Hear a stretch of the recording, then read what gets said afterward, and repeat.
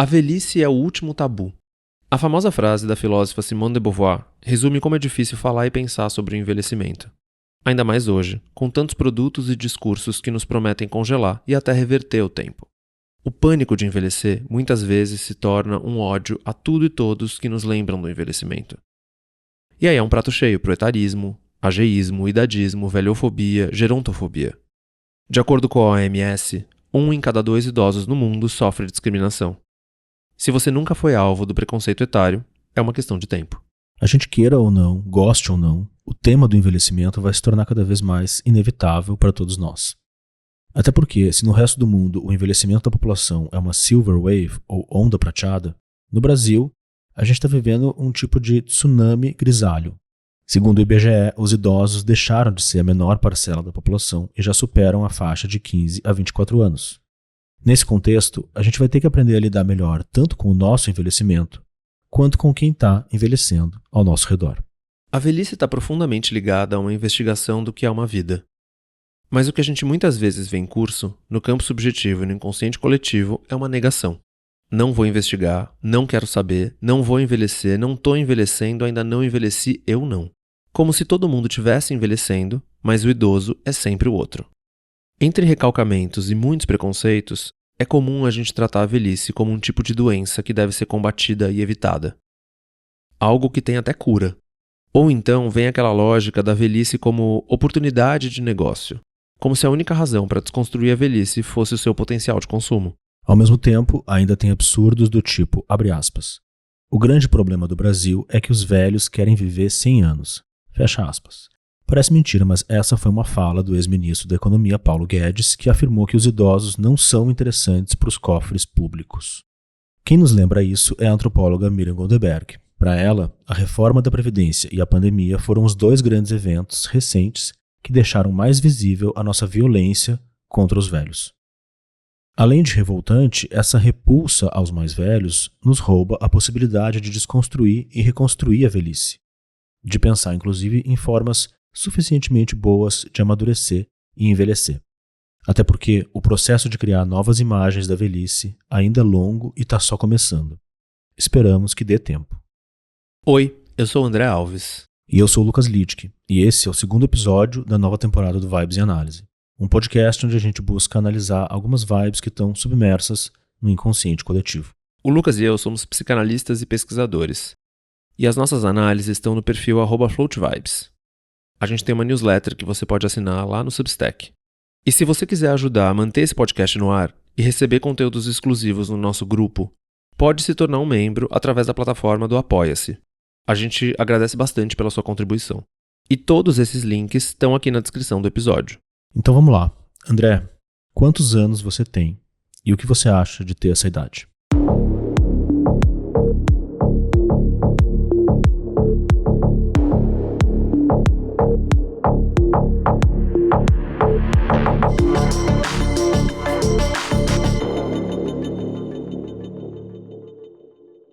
A cada episódio eu me surpreendo com a sua capacidade de me fazer falar sobre mim.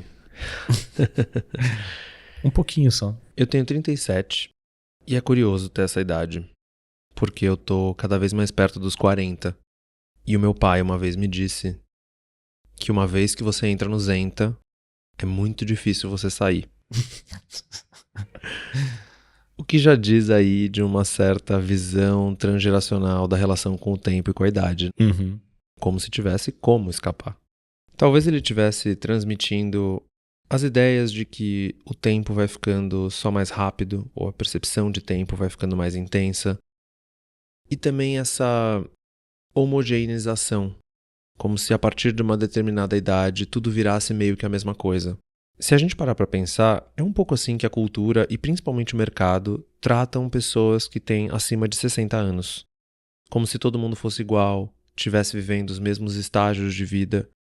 Umas generalizações que são meio malucas até. Mas como escreveu Joel Birman, para quem não conhece, um dos maiores psicanalistas do Brasil, a terceira idade é um conceito muito recente na história. Um conceito que inclusive nos dá notícias de como a figura da velhice vem se desdobrando em novas possibilidades de ser e de existir num período muito recente. Até porque a duração da nossa vida se prolongou tanto faz pouco tempo. Então, quando a gente está vendo pautas como etarismo, idadismo e etc., a gente também está vendo uma tentativa de atravessamento de marcas negativas, da invisibilidade e da obscuridade que a gente tem em relação aos mais velhos. E aí, Lucas, tô abrindo esse episódio de um jeito meio diferente. Por mais catastróficos que a gente pareça aqui no Vibes e Análise, eu acho importante a gente marcar como essas mudanças foram muito boas em muitos sentidos, porque fazem com que pessoas mais velhas passem a ser inscritas no espaço social, a não estarem condenadas a um lugar muito silencioso e solitário, invisível e esquecido dentro do espaço familiar. Algo que era muito diferente há 50 ou 100 anos atrás. Você não acha? Sim, e o tema desse episódio é um tema que a gente já pensou muitas vezes em abordar. Por algum motivo a gente não tinha feito ainda. E aí é curioso como é algo que vem conquistando mesmo um espaço, essa discussão. Esse assunto ele sempre fica quente de novo em algum momento. Acontece alguma coisa, sai uma notícia, alguma pesquisa, um objeto midiático, um filme, uma série, e aí todo mundo começa a falar de novo um pouco mais sobre etarismo, sobre diferenças entre gerações, o envelhecimento da população. E é interessante como tem um esforço, eu acho muito válido, assim, de algumas produções intelectuais de nos provocar a olhar para a nossa relação cultural com a idade de uma forma mais crítica e nos fazer enxergar como a gente é extremamente orientado para a juventude, para o rejuvenescimento, uma característica que é muito ocidental, bem norte-americana e bem brasileira. Afinal, o Brasil é o país do progresso e do futuro, é dos jovens, não é dos velhos. Estava lembrando de uma coisa que aconteceu há alguns dias atrás comigo. Eu estava numa lanchonete e uma senhora se aproximou de mim e pediu para dividir a mesa comigo. Na verdade, ela nem pediu, ela só chegou e sentou. E ela era bem idosa, assim, 80 e poucos anos. Errada ela não estava. E aí ela, segurando uma tapioca na mão, assim, ela parou e me perguntou: quantos seguidores você tem no Instagram? Aí eu dei uma risada na hora, assim, falei, que pergunta mais curiosa. E ela falou que tinha, tipo, 40 mil seguidores. E que os jovens só davam atenção pra ela uma vez que descobrissem isso a respeito dela. E de fato foi meio isso que aconteceu. Não que eu seja tão jovem assim. Mas foi muito interessante porque a gente ficou conversando e discutindo sobre como os velhos são mal olhados pelas pessoas, pela sociedade em geral, como se fossem pessoas que estão atrasadas com o mundo e que estão ali só para roubar um lugar prioritário na fila, mas que ninguém quer muito estar por perto, de como são pessoas que são marginalizadas ou subestimadas e que nos lembram que, certamente de alguma forma, a gente vai perder a nossa condição de saúde, talvez de beleza, dependendo de como é que a gente enxerga isso. E de que a gente tem que estar sempre a par das novidades do mundo para a gente não envelhecer. Então ela estava ali alimentando a sua mídia social e sendo perdoada por ser velha. Isso está muito nessa crença de como o jovem é o futuro, é a promessa de um potencial, é a chance de você ainda se tornar a sua melhor versão, porque você vai ter mais tempo para isso. E a sabedoria do velho não tem mais, nunca teve tanto talvez, na nossa cultura, muito valor. E a gente começou a conversar sobre como isso tem a ver com a forma como a gente vê a nossa história enquanto nação. De que isso de olhar para trás, ou de recalcar o passado, os traumas coletivos, as injustiças. Tem todo um comportamento aí do brasileiro que é muito sobre, né, como o brasileiro adota novas tecnologias com uma velocidade que é fora do padrão mundial. E assim a gente se sente moderno, a gente se sente atualizado, a gente se sente globalizado. E a gente faz muita burrice também nessa ditadura do novo. A gente é meio cobaia mesmo, um laboratório do neoliberalismo, como diz o Muniz Bandeira, em que ninguém sabe direito o que está fazendo e acaba sendo meio tolo a gente ficar seguindo tendências de forma meio impulsiva, renegando nossas origens, nossos antepassados, sempre só atualizando a nova versão do software. Mas a real é que a gente vai ter que enfrentar o fato de que o Brasil, país jovem, está ficando adulto. Nos últimos 15 anos, a idade média do brasileiro subiu 6 anos. Era 29 e agora é 35. Então, a gente queira ou não, a idade está batendo na porta e a gente vai ter que fazer umas reflexões aí com um pouco mais de maturidade. É muito boa essa associação que você fez entre o Brasil como país do futuro e como a gente encara a velhice ou lida com as pessoas mais velhas. Porque tem muita gente que estuda, por exemplo, como o Brasil, na verdade, não passa de um grande país do passado. Porque existem muitas coisas que a gente não consegue simbolizar na nossa história: colonização, escravidão, ditadura militar, pandemia, só pra gente citar algumas. E aí o que a gente faz? A gente repete. Aquela aula número 1 sobre psicanálise. E daí, se a gente pensar na velhice, como a gente disse na introdução do episódio, como um período em que a investigação da vida é quase inevitável, porque se a gente evitar a investigação da vida, a gente vai ficar fixado demais no passado, o que vai deteriorando a nossa capacidade relacional, inclusive. Pelo menos quando a gente lê alguns casos clínicos de pessoas mais velhas e de análises com pessoas que têm mais de 60 anos, por exemplo, o que é talvez uma das partes mais complexas é exatamente bancar ou aceitar a velhice. E me parece que é exatamente nesse ponto que você já pegou muito rápido. No Brasil, a gente tem uma dificuldade muito grande de entender que a nossa população não é tão jovem assim, apesar da gente estar vivendo esse bônus populacional. Nunca existiram tantas pessoas jovens no Brasil. E tem esse frisson, essa euforia, a gente é muito constantemente chamado para falar sobre juventude, por exemplo, mas muito pouco sobre maturidade. Parece que existe uma resistência mesmo, pensando no sentido mais psicanalítico dessa palavra, em conseguir encarar isso, olhar para isso. Que, claro, adiantando bastante, a gente está falando sobre uma negação da morte, ou uma negação do adoecimento do corpo, do esvaziamento da vida.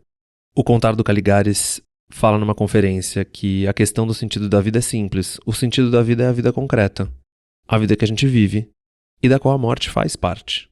Pois é, mas aí a gente tem esses mitos. É tão antigo tudo isso da juventude eterna. Os psicanalistas adoram a mitologia grega, mas eu vou apelar aqui para a mitologia cristã mesmo. Olha só. Que até nos é mais familiar enquanto cultura. Era o tal do Jardim de Éden, onde estavam os jovens Adão e Eva, com uma promessa de uma vida sem sofrimento, sem envelhecimento e sem morte. E o castigo pelo pecado deles é a perda da imortalidade.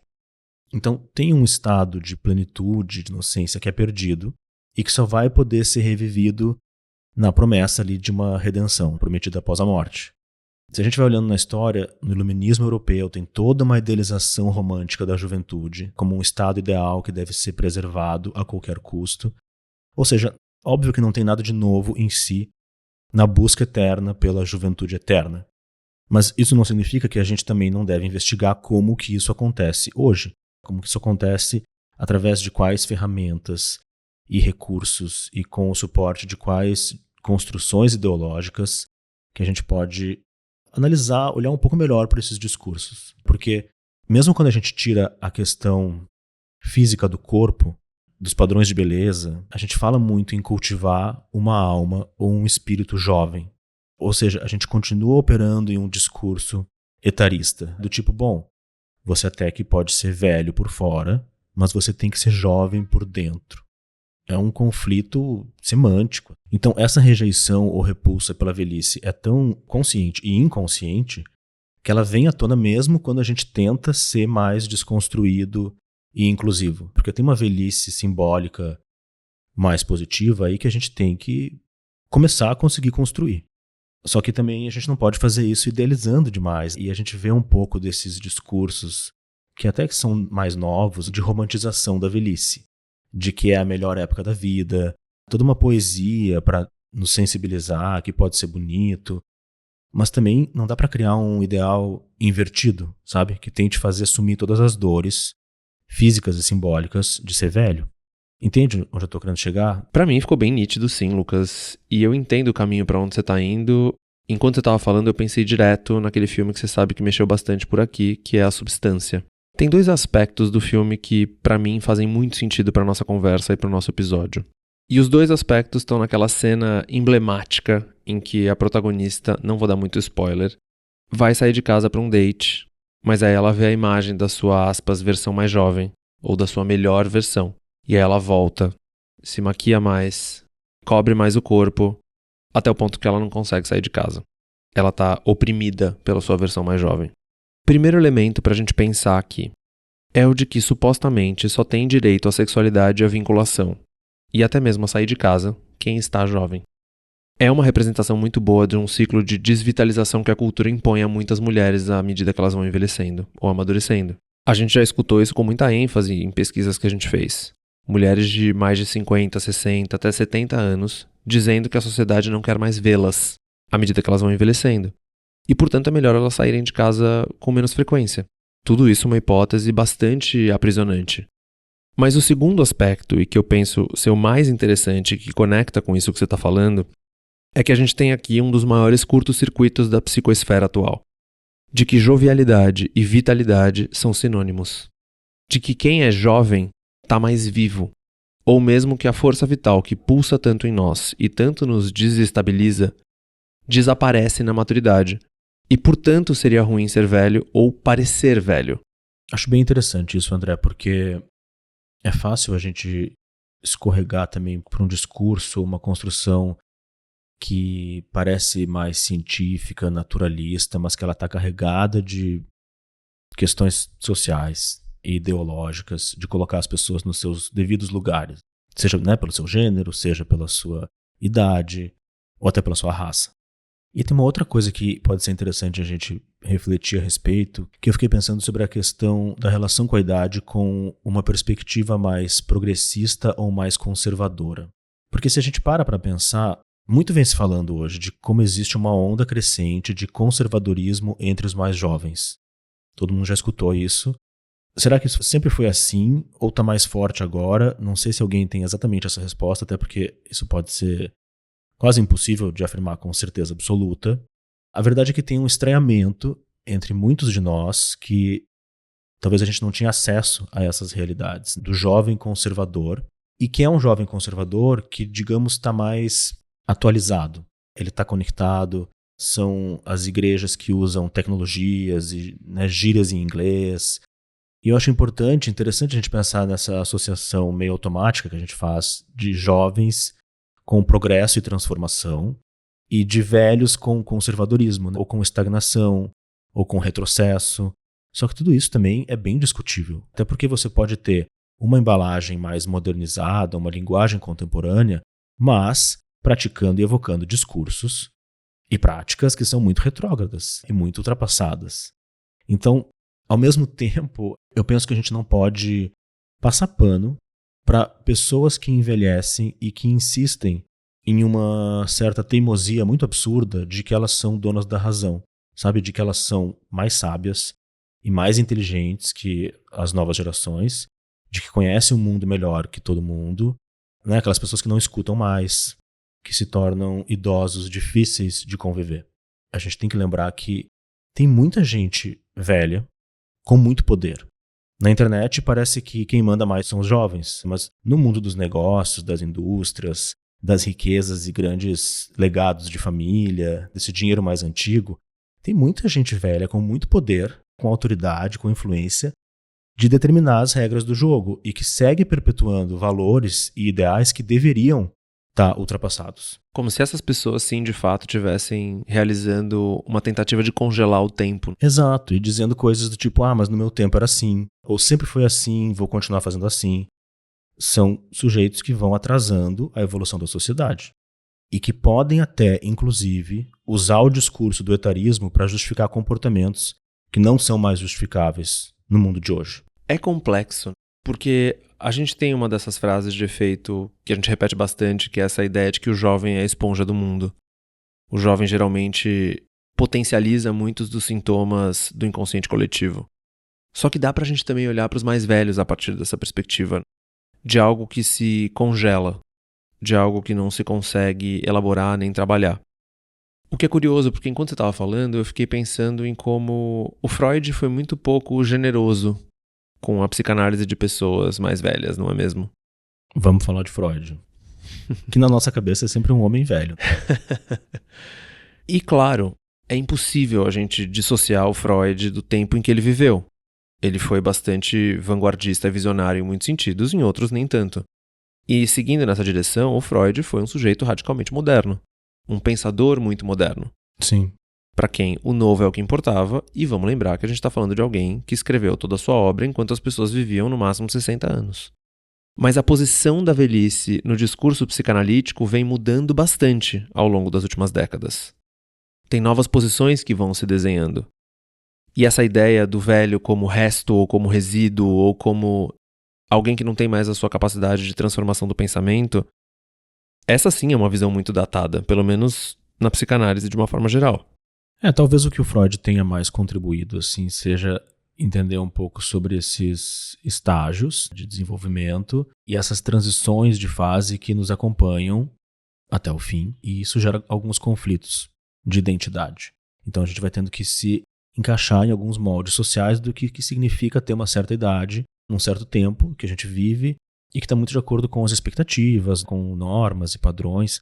Só que isso também muda bastante e mudou muito. Algumas coisas realmente não são mais tão escandalosas e ultrajantes como antigamente. Então, hoje dá para sair um pouco mais desses padrões, mas não totalmente. Até porque tem muita gente que sofre de vergonha da idade, e aí a gente está falando de pessoas de 35, 40, 45. No mundo do entretenimento, né, como você falou do filme A Substância, tem muitos casos de pessoas que não revelam a sua idade, querem manter esse mistério, ou as pessoas que mentem a idade em aplicativos de relacionamento estão lá com a mesma idade, faz 10 anos no perfil.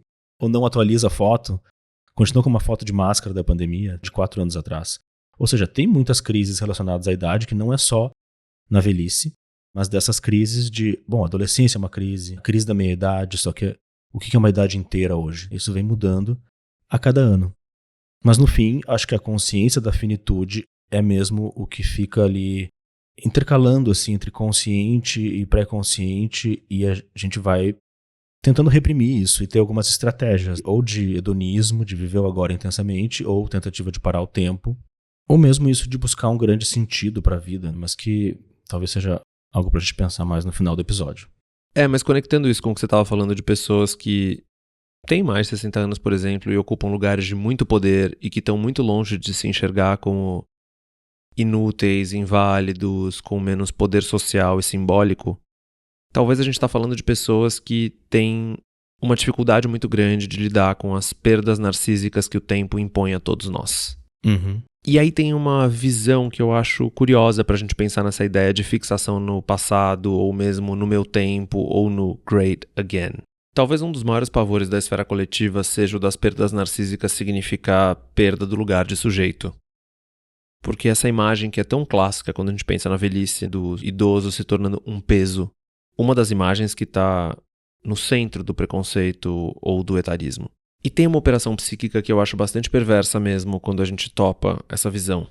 Quando a gente associa velho com desqualificado, inútil e até desvalorizado, a gente empurra esse sujeito para uma espécie de devoramento do masoquismo muito mortificante.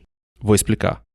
Quando uma pessoa de um pouco mais de idade perde o seu poder simbólico e social, poderes esses que já foram tidos em algum momento, vai se instalando uma perda de si como a única fonte de prazer. E aqui eu estou pegando um pedaço de uma hipótese do Joel Biermann e juntando com a da Angela Mucida, que escreveu um livro muito interessante chamado O Sujeito Não Envelhece.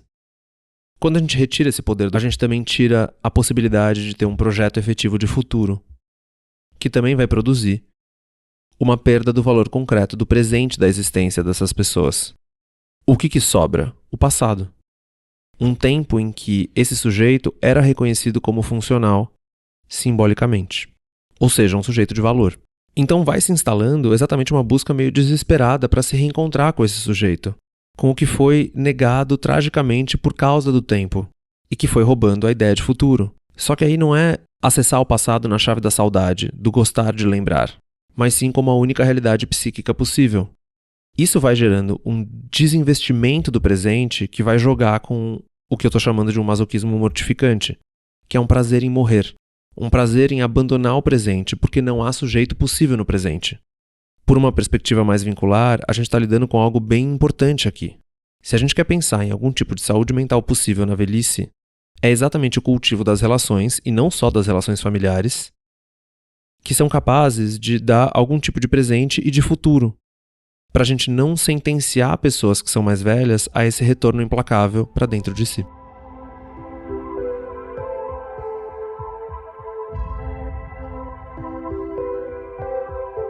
Para abrir mais essa conversa, a gente vai ouvir a Flávia Toledo. que é graduada em Comunicação Social, com pós em Sociopsicologia. Ela faz parte da inteligência de mercado da Globo e está por trás de um grande estudo sobre esse assunto que foi realizado recentemente no Brasil.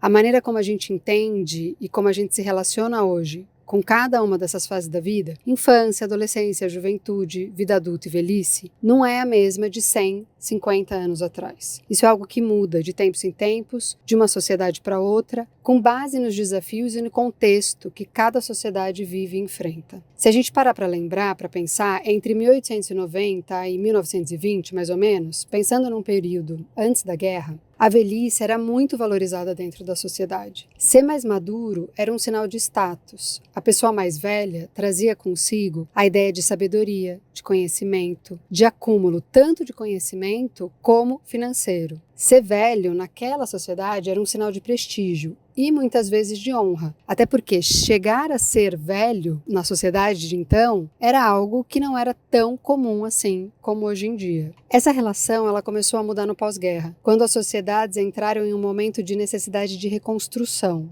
E daí o trabalho braçal passou a ser muito valorizado. A força física ganhou destaque. Com isso, os jovens começaram a ser recrutados para o mercado de trabalho e começaram a ganhar um protagonismo dentro da sociedade, muito ali em prol de uma produtividade. Então, o conceito da juventude nasceu e ganhou grande atenção e valorização social. O lugar do sábio, conselheiro, de líder, do velho, cedeu lugar para uma não adequação à força de mão de obra e à força da luta. A velhice começou a ser relacionada à fraqueza, à menos-valia, a doenças. É aqui nesse momento histórico que se constrói o paradigma da velhice como consequência muito dos seus estereótipos. O fato é, ao invés da gente atribuir valor a cada uma das fases da vida, a gente construiu uma velhice em oposição à juventude. Do movimento que surgiu ali a partir dos anos de 1930 até hoje, a juventude tem uma grande atenção em valorização social, enquanto da velhice a gente tirou todos os significados positivos. Agora, que possibilidades existem para tentarmos quebrar alguns desses estigmas? Eu pensei em 4 coisas. A primeira é isso que a gente está fazendo aqui, que é com certeza fundamental. Falar, conversar, dar luz a esse assunto. Olhar para o envelhecimento como uma parte inerente à vida e uma fase que, assim como todas as outras, tem vantagens e desvantagens.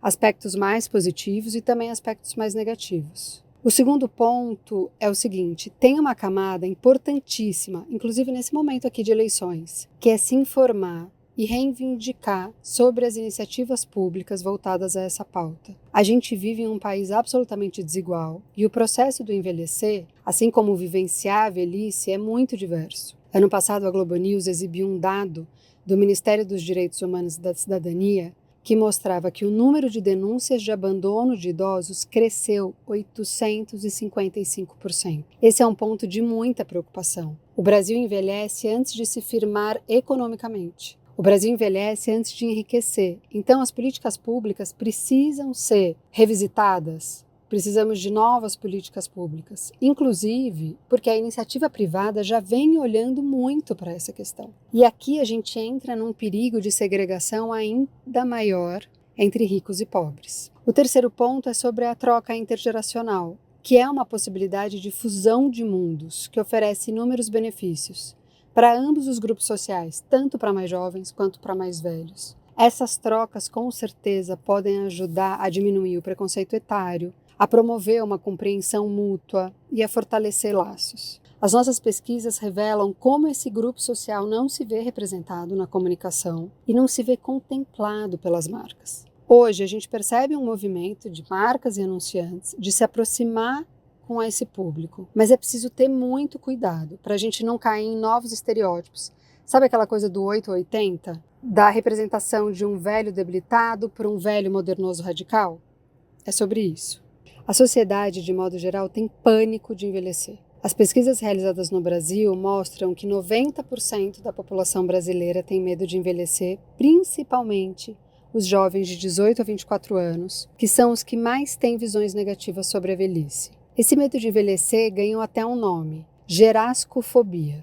A gente sabe também que esse medo é maior entre as mulheres por conta de toda a pressão estética que sofremos e que começa desde que somos muito jovens. Agora, as expectativas e os sentimentos relacionados à passagem do tempo sofrem uma inflexão ao longo da vida. E a gente está passando por uma revolução no envelhecimento. Aquele estereótipo do velho dentro de casa é inútil é cada vez menos real. Os velhos hoje estão em todos os lugares, consumindo, trabalhando, produzindo, sendo arrimo e apoio dos familiares mais novos, namorando, curtindo a vida. Então, quando pesquisamos e conversamos com os brasileiros 60 a mais, hoje o sentimento geral é de surpresa. E essa surpresa é mais alta entre os velhos mais velhos. É surpresa porque a nossa geração atual de velhos não imaginou que fosse envelhecer da forma que estão envelhecendo. As referências eram muito diferentes. Os avós de quem hoje é avô ou avó eram percebidos como velhos mais cedo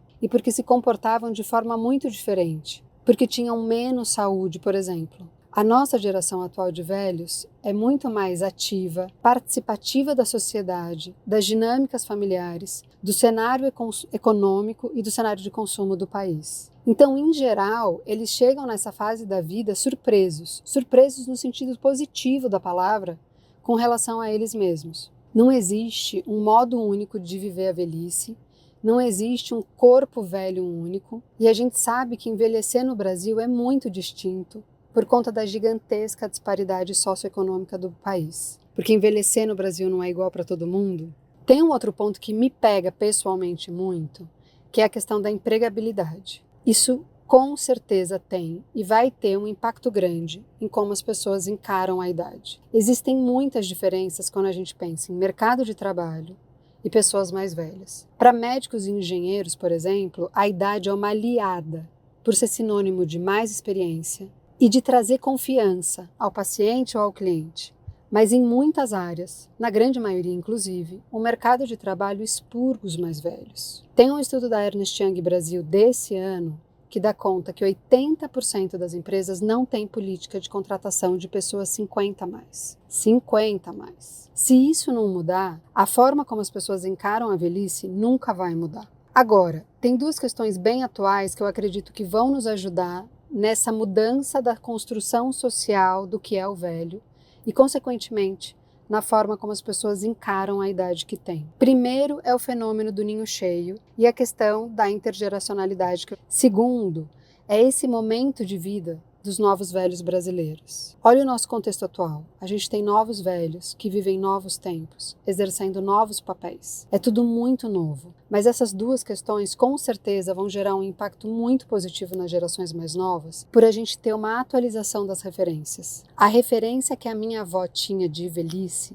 era completamente diferente da que eu tenho hoje. Essa clareza de que é possível envelhecer melhor, ter uma vida feliz e realizada depois dos 60, 65 anos, é muito valiosa e muito importante para a gente ficar mais confortável com o processo de envelhecimento que é natural do ser humano. Hoje nós temos em casa, nas ruas, nas telas, nas artes, na música, na literatura, na economia, na ciência, referências incríveis de pessoas admiráveis e inspiradoras com 60, 70, 80 anos. E eu tenho certeza que essas novas referências e ouvi-las e conviver com elas são muito importantes para a gente diminuir aquele percentual enorme de medo de envelhecer e para a gente conseguir encarar a idade que a gente tem de uma maneira mais confortável e mais tranquila.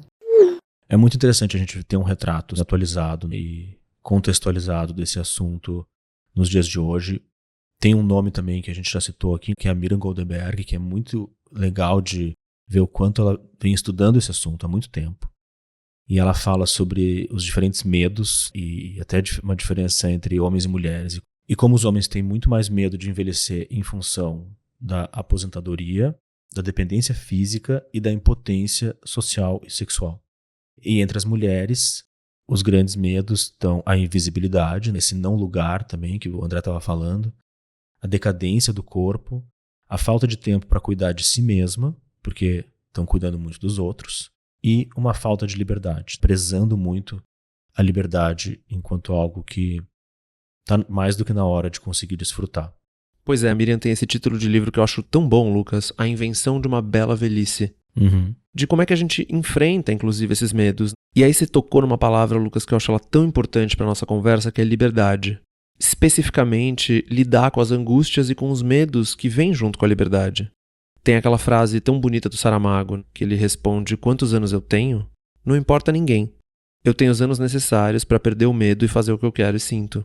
E eu penso que é aqui que está essa grande transformação, inclusive na psicanálise, na escuta clínica de pessoas mais velhas, ou mesmo nessa ideia de terceira idade, que é um significante muito recente na cultura. Mas aí como é que a gente vai conseguir construir essa imagem de velhice quando a gente tem, fazendo assim um sobrevoo muito rápido na nossa paisagem cultural atual? Fiquei pensando em alguns exemplos aqui pra gente analisar, sabe, alguns objetos culturais. Trends de TikTok e tudo mais. Dessa linguagem mimética. Tem um que rolou há pouco tempo agora nas redes, que era o perdendo traços da adolescência. E que as pessoas iam comparando fotos antigas com fotos de agora. E era interessante assim que algumas dessas colagens eram mesmo enaltecendo traços perdidos da juventude.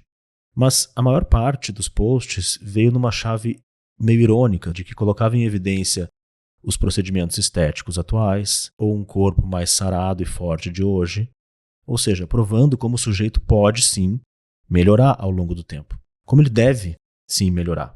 E isso é positivo. Ninguém quer com o passar do tempo ficar mais feio, mais fraco, mais inseguro.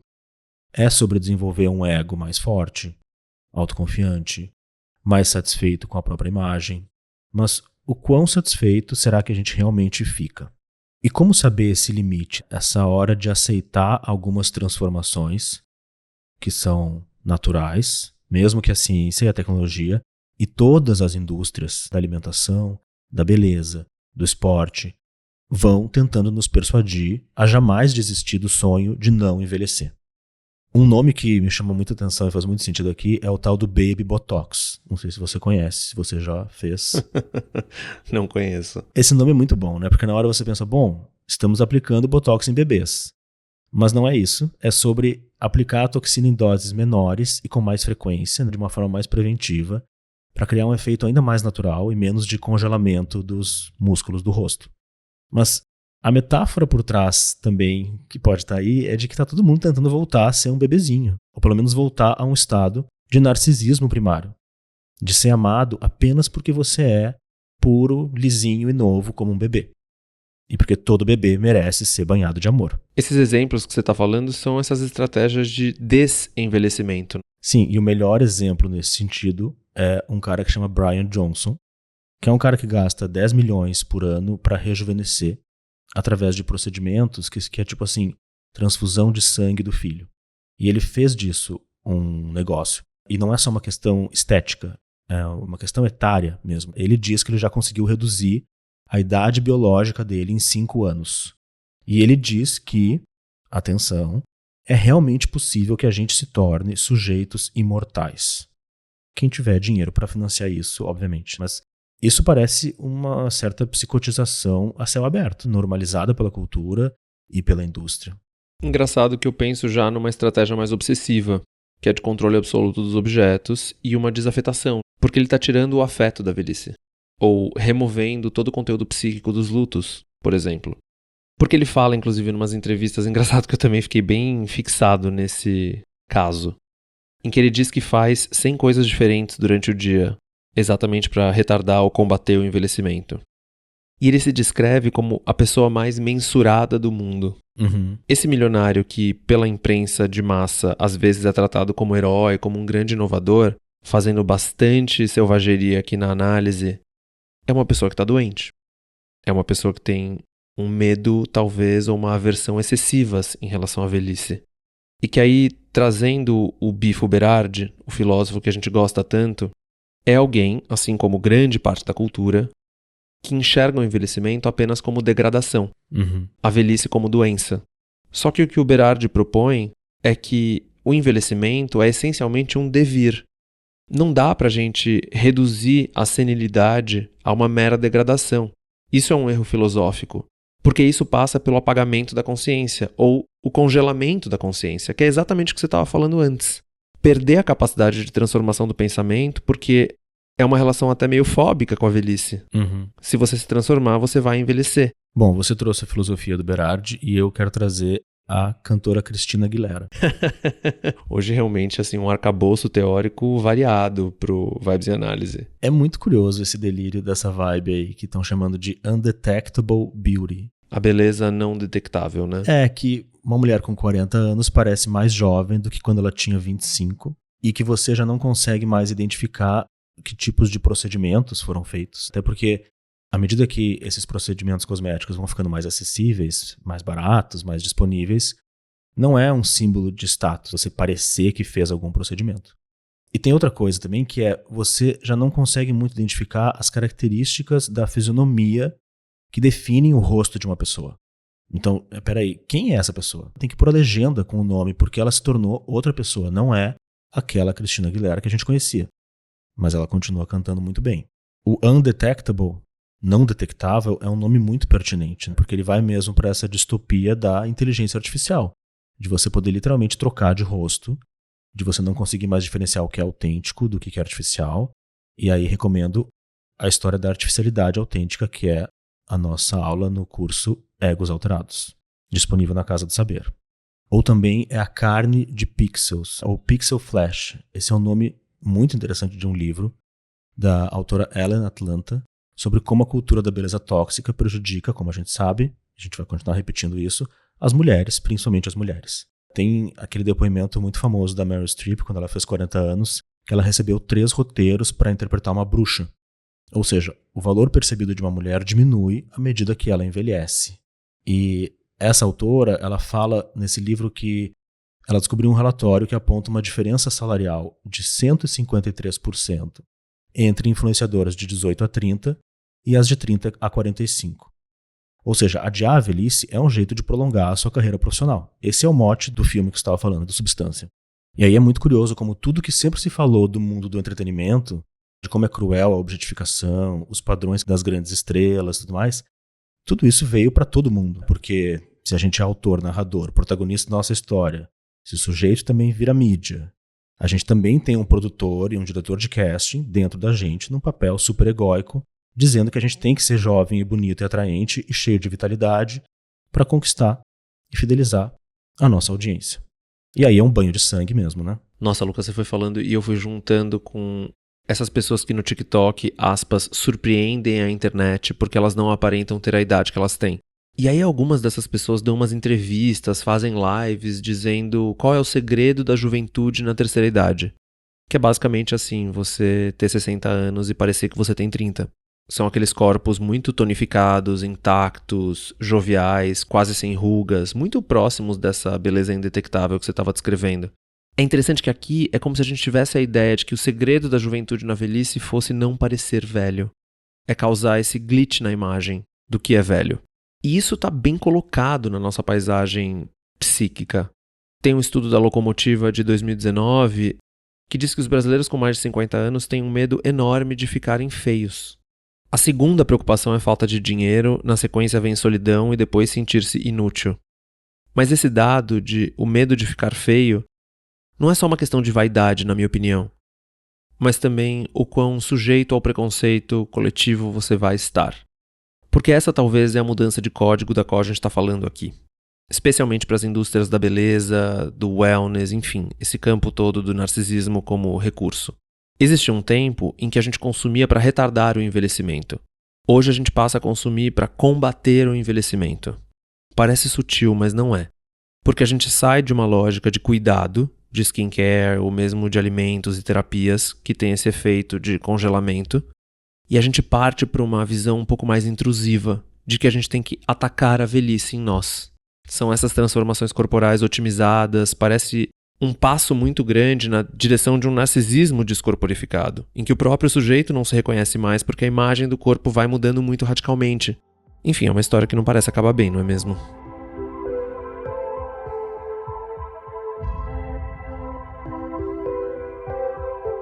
Mas para a gente trazer uns ecos um pouco mais otimistas para a nossa conversa e para o nosso episódio, a gente convidou a Isabel Dias. Ela é escritora, palestrante, podcaster e autora de um livro muito legal que é o 32, Um Homem para Cada Ano que Passei com Você. Eu tenho me sentido extremamente incomodada com o fato das pessoas deixarem de me ver como uma pessoa inteira para me entenderem como velha. Eu acho que velha, para mim, é um estado de espírito. Então, quando a gente fala em quebrar, você saber que a idade não te limita, mas você falar com o velho, o jovem, com o velho de igual para igual. Você se sentir acolhido no sentido de somos todos adultos. Não são os meus 69 anos que vão me fazer mais experiente do que você, mais humana do que você. Eu tenho algumas falhas,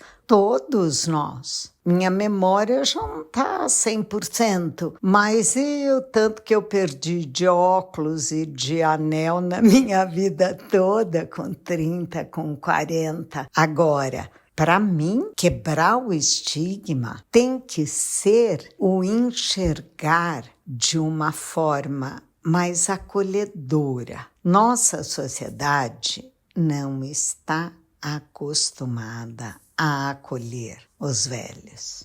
E eu digo isso por mim.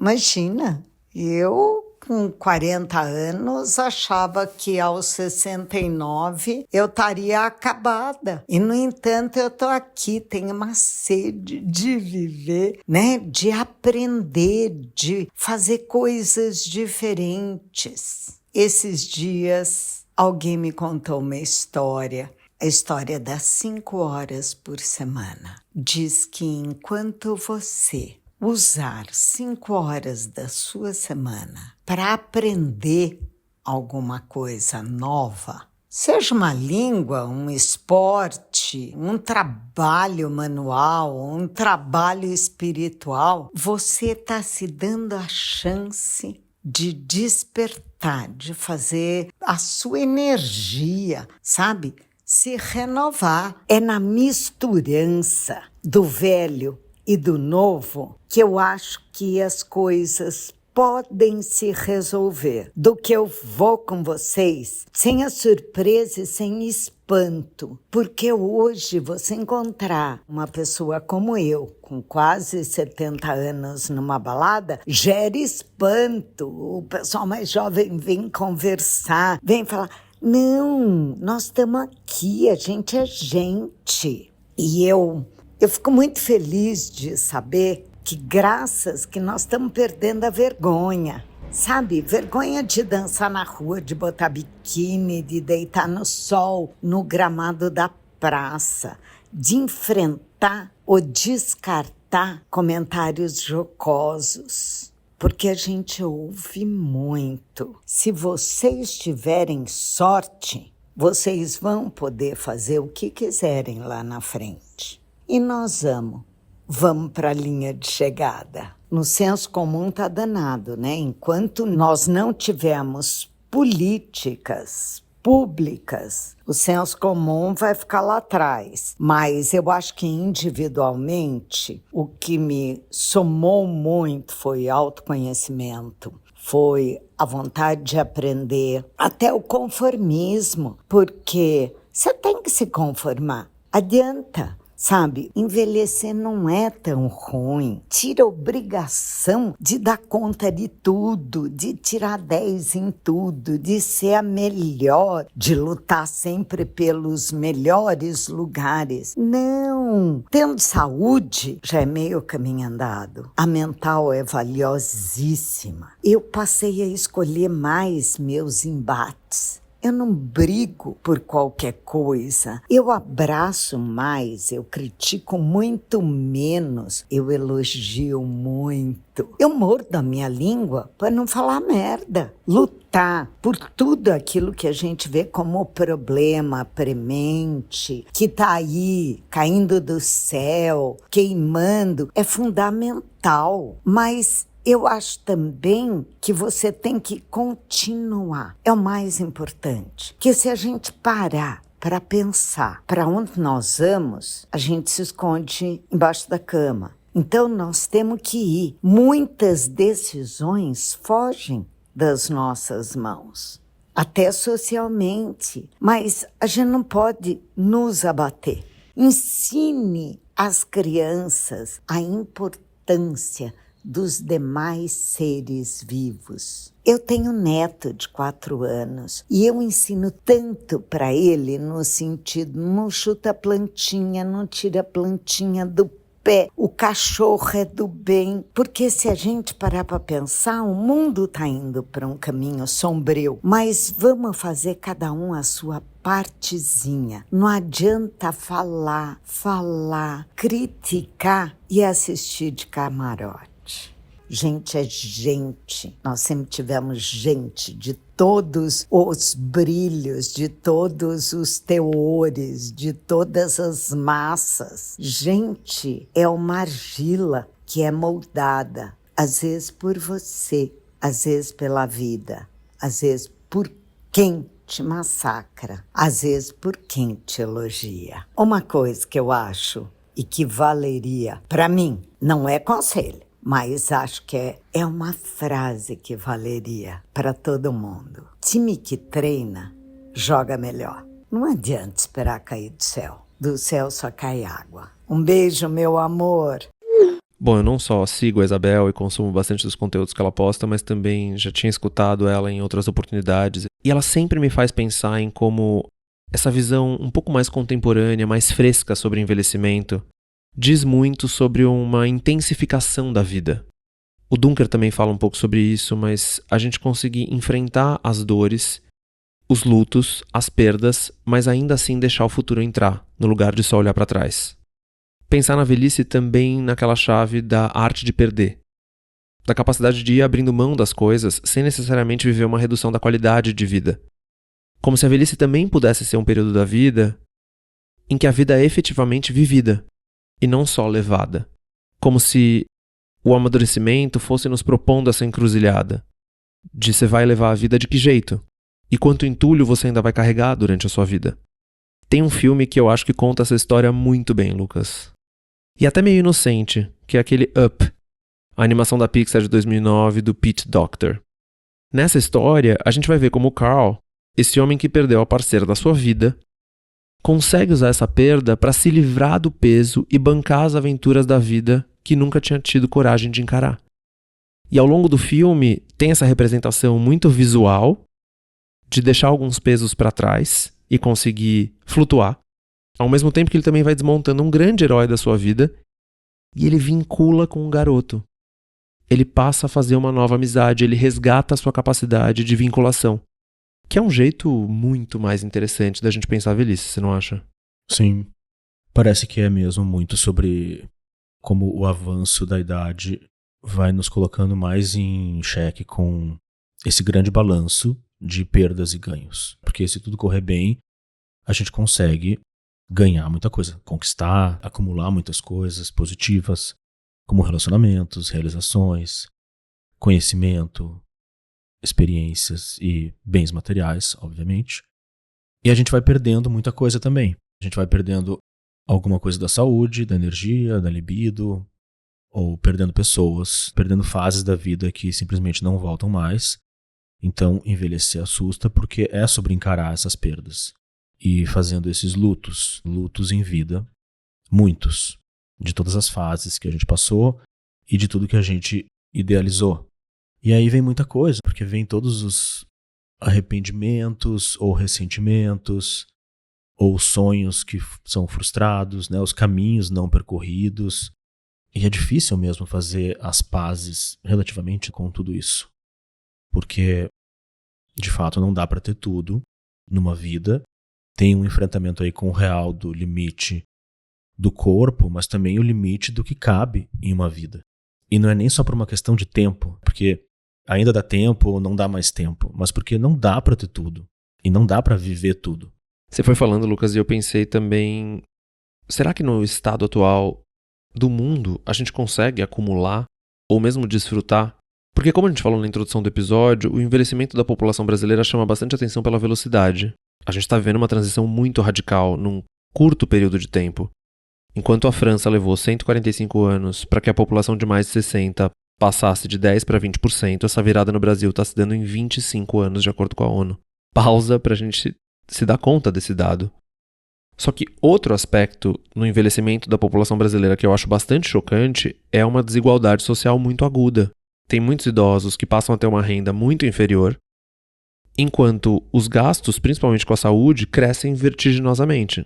E aí eu fico pensando que tem um grande questionamento do nosso tempo, dessa aceleração, das crises, do culto ao desempenho, que é quem tem direito a envelhecer? Ou até mesmo, pegando o seu gancho, quem consegue pagar o preço de envelhecer? Não só o custo psíquico, mas também o preço concreto das coisas, dessa realidade material. Entende?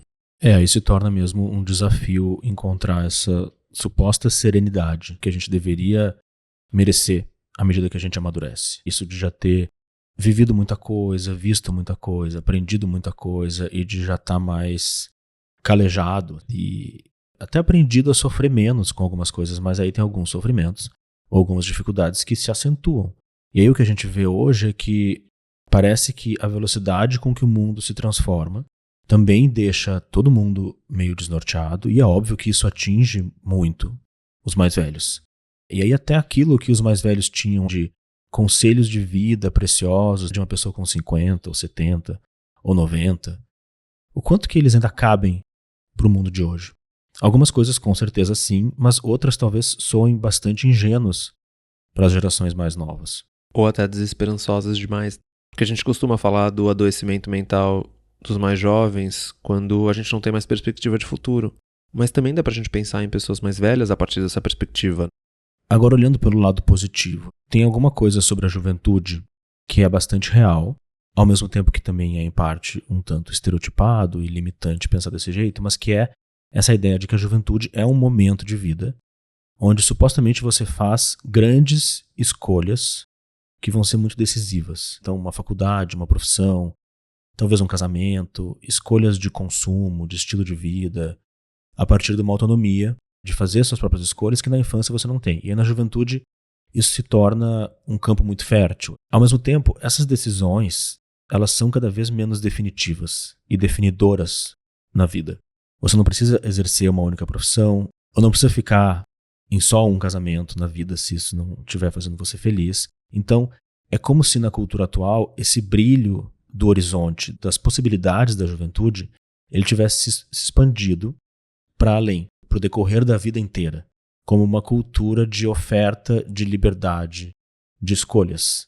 Ainda que às vezes sejam ilusões de escolha, dessa onipotência imaginária, mas isso parece que se esparramou mais para a velhice. E com a maturidade a gente também tem mais discernimento, consegue entender melhor o que você gosta ou não, né, o que te faz bem ou não, até mais sobre o seu desejo. E você também não quer desperdiçar o seu tempo. Então, essa talvez seja uma imagem de velhice mais contemporânea, assim, algum retrato que pode ser entusiasmante de a gente ter com a gente. Mas, de novo, sem querer ser ingênuo, porque, como você estava dizendo, envelhecer não seria tão horrível se o envelhecimento não tivesse tão associado a vários tipos de irrelevância social. Porque uma coisa é você ter medo de envelhecer e morrer. A outra é de você ficar irrelevante, invisível, de ser excluído. Esses medos podiam estar menos conectados. E daí pegando o capítulo final do livro da Miriam Goldberg, é um trabalho de cada um construir a sua própria bela velhice. E até de lidar um pouco com os desconhecimentos que vão vir nessa fase. A Simone de Beauvoir tem um livro chamado A Velhice, no qual ela fala inclusive como é particularmente difícil assumir a velhice, porque ela é uma espécie de estranha. Será que eu me tornei então uma outra, enquanto eu permaneço eu mesma? Aquele desconhecimento, estranhamento tão familiar e infamiliar que a gente fala, por exemplo, sobre uma análise. Mas tem uma fala da Beauvoir nas Correspondências, e que a Fernanda Montenegro encena naquela peça A Viver Sem Tempos Mortos, que eu vou tentar falar sem me emocionar muito, porque esse texto sempre me leva às lágrimas. Em que ela diz que a impressão que eu tenho é a de não ter envelhecido, embora eu esteja instalada na velhice. o tempo como irrealizável. E nesse mesmo texto ela diz que o passado é a referência que me projeta e que eu devo ultrapassar. E ela se pergunta: que espaço o meu passado deixa para minha liberdade hoje? Não sou escrava dele. O que eu sempre quis foi comunicar de maneira mais direta o sabor da minha vida.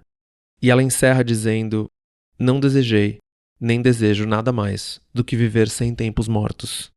Essa frase para mim, Lucas, é de uma beleza. Me emociona muito porque viver sem tempos mortos, para mim, é sobreviver de uma forma muito implicada, presente, disposta a esse complexo trabalho de tomar consciência. E eu acho que o texto nos convoca a lidar com todas as questões que a gente foi elaborando ao longo do episódio. Como a gente pensa numa velhice que não é escravizada pelo passado? Uma velhice que tem memória e também tem futuro, mesmo na aurora do esquecimento. Como a gente pensa no sabor de uma vida para além de uma vida útil? Como pensar na velhice sem reduzir a velhice a um tempo morto? Vamos ficar por aqui? Vamos seguir pensando. E vivendo.